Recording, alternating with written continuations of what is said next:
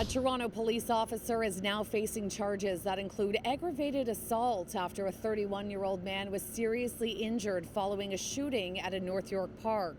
We're learning more about the pain and trauma left behind by this interaction with police, as the man's lawyer calls it another case of discrimination. So I got shot right here into the right flank, got shot into the left flank.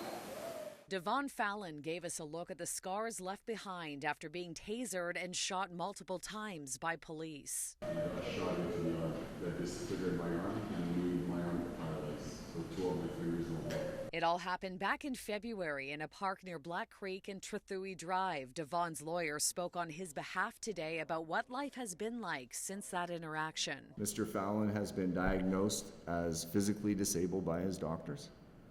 The psychological impacts of this incident are still being investigated, though certainly the impacts of both physical and psychological injuries on his life will be far-reaching.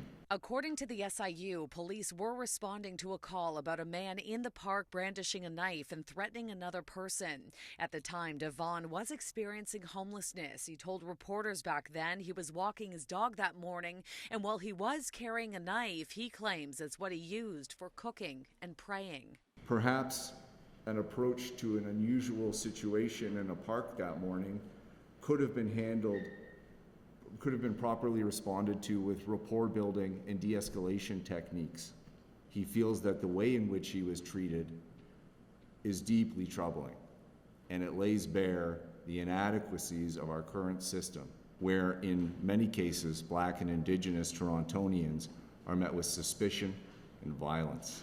Current police data does show that Black people faced a disproportionate amount of enforcement and were more likely to have an officer point a gun at them, something Toronto's police chief has apologized for. The officer facing criminal charges was just 1 year on the job at the time of the shooting. Constable Andrew Davis has been suspended with pay. The charges have not yet been proven in court.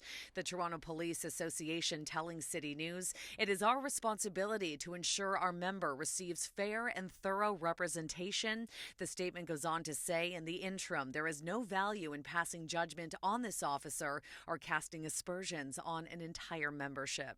There are charges in this case, and that is a significant moment. We see these charges as a positive step forward. Constable Andrew Davis is scheduled to appear in court on October 3rd. Outside police headquarters, Shauna Hunt, City News.